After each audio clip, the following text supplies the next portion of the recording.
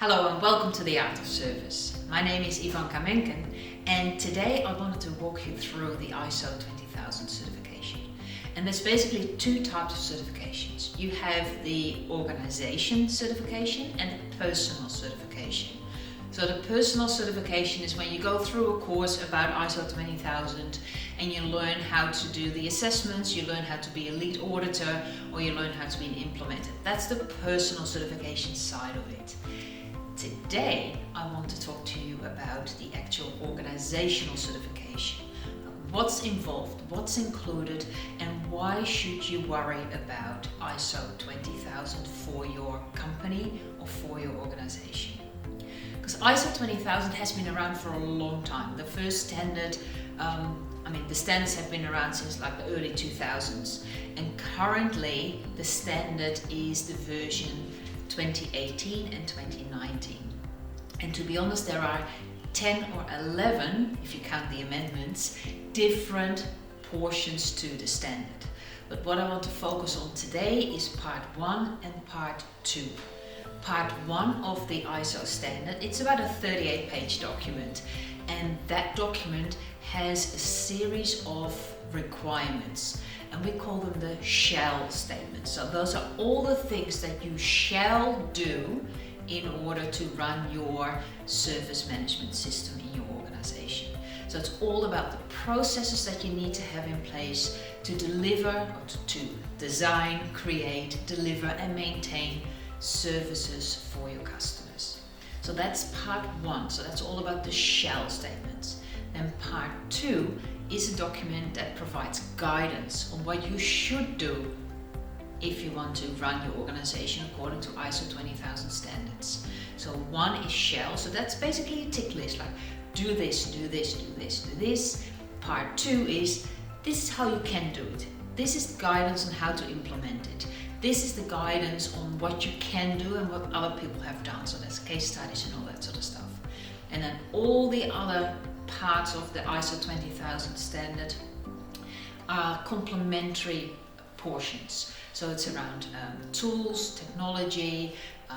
There's a whole series of standard documents. So if you want to know more about the ins and outs of each of those standard documents, go to the ISO website, and that's where you can purchase the standards, by the way. So if you don't want to go to the ISO website because it's a Swiss website, if you want to buy it from your local standards organization, do so. Here in Australia, that's Standards Australia, and every country has its own organization where you can purchase the standards and get further guidance. So why should we need ISO 20000? What's important? I've got this thing on the whiteboard, but it's really all about showing that you have documented evidence of your processes that you have in place and that you use to design, create, deliver IT services to your customers. And who are those customers? And that's why I've got this thing on the whiteboard. So that's basically the service management system that the ISO 20000 standard is organized around. So if you see customers here on the side, that could be internal customers or that could be external customers. And the reason why I mention both internal and external customers is that as an IT organization, if you deliver IT in your organization, your direct customers, they may actually be internally. There could be the business units within the organization. Or you create IT services and IT products externally for your customers.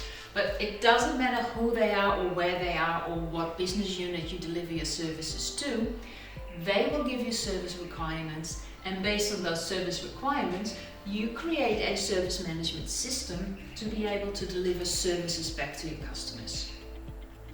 So that's the really high level of it. I'm talking about service management system. Technically, it's the IT service management system because it's all around delivering IT services. And if you've listened, you heard me say the word scope a couple of times. And the word scope is super important because when you do a certification of your organization, if you do a certification of your entire service management system, that is so all-encompassing, it becomes overwhelming and frankly almost impossible to achieve, especially on your first go. So if you are interested in getting ISO 20000 certification for your organization, chop it up in little chunks. So be very clear about the scope of your certification. Do you want your certification to be about all the processes that you need to deliver a particular service? Or do you have certification specifically for a particular customer or part of the organization? It doesn't really matter what you do, as long as you clearly define your scope and you stay within the boundary of that scope. So all the processes that you describe within your ISO 20000 standard fall within the boundaries of that scope. So that is super important. So step one, before you do anything else, think about, talk about, and decide what your scope is. So that's step one. Then you need to talk about the processes. And before we go into the details of the processes, let's unpack that a little bit. Let's talk about what a process is.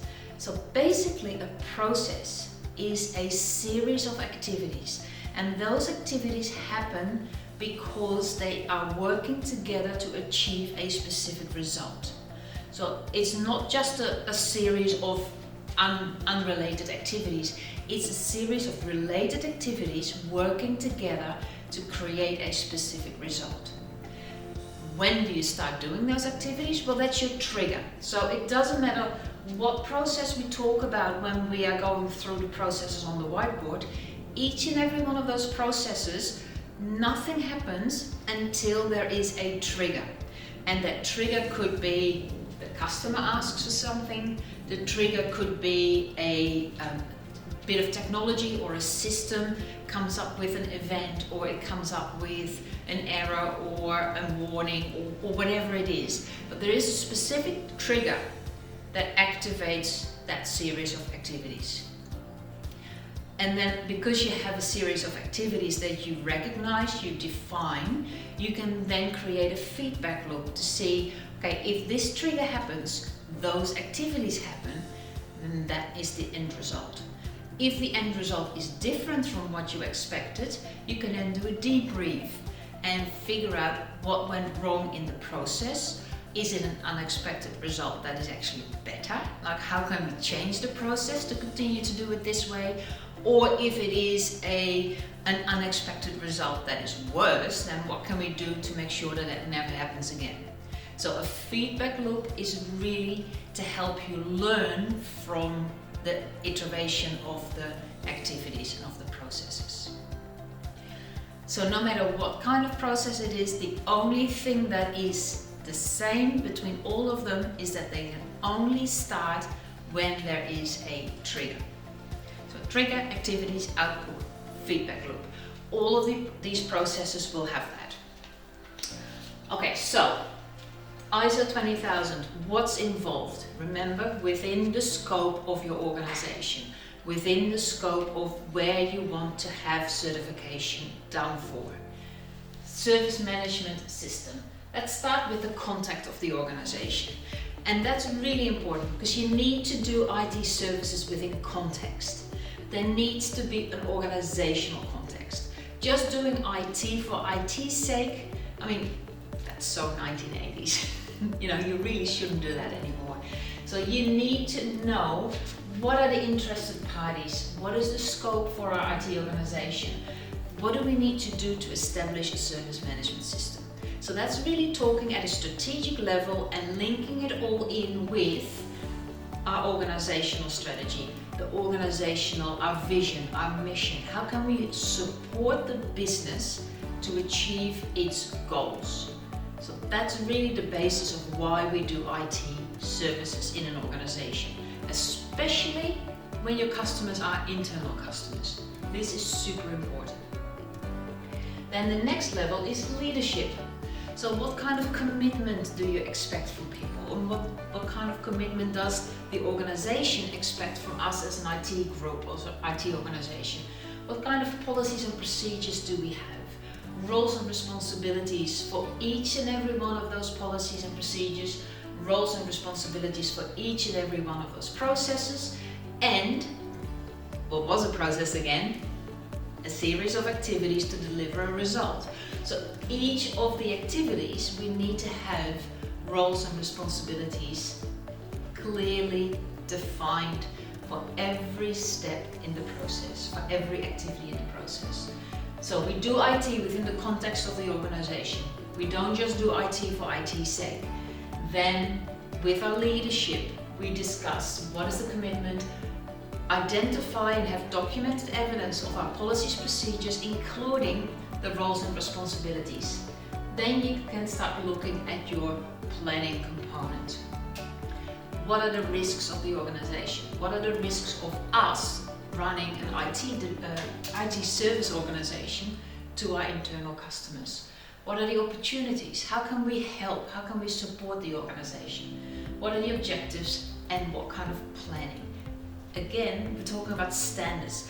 This is what you shall do. So when you go through that part one of the standard, look for those shall statements. Look for the things, the checkbox that you need to tick off to make sure that you cover all these areas.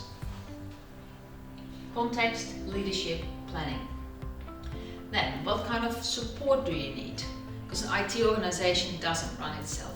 You need to have support.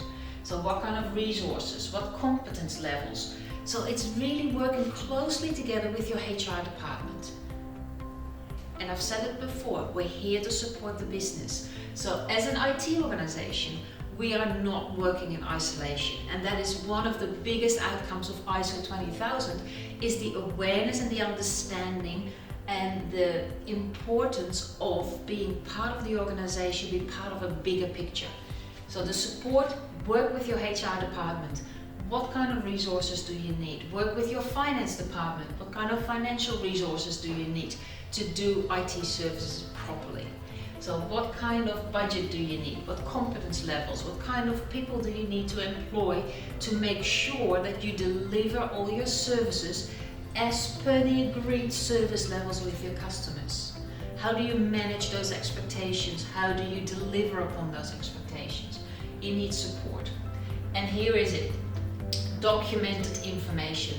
Every step along the way, whether you use an internal wiki or if you use a document repository, make sure that every process you have, every procedure that you follow is documented so that whoever enters into your organization can easily step into the footsteps of those that came before them.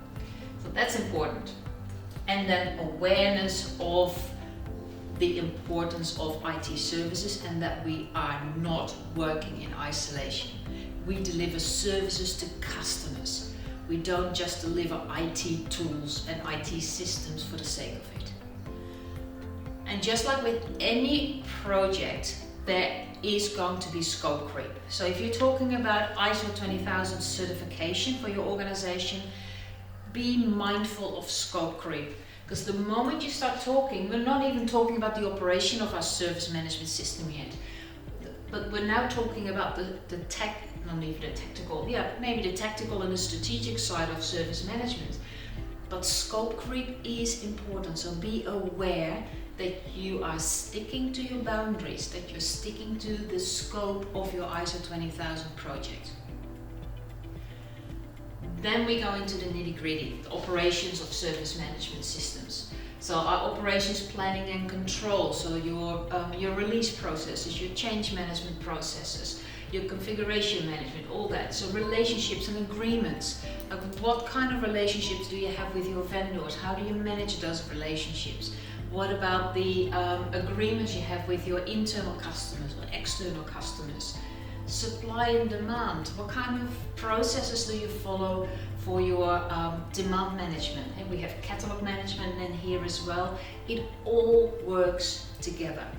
And then on this side, service design, you build and transition. Can't even speak anymore. Make sure that you work together with your project teams. So you have business as usual happening here, but your project teams are working on all the new areas and all the new services in IT.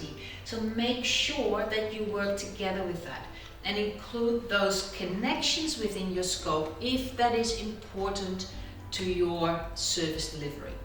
And then you got a resolution and fulfillment, and service assurance. This is where your continuity management comes into play. This is where incident management comes into play. Your service desk or help desk. How do you support your end users and your customers on a day-to-day basis? So this is the whole operational side of your IT organization. And when you're thinking about that in your head and you're going, tick, tick, tick, like what you're doing internally in your own organization, do you realize now how important scope is?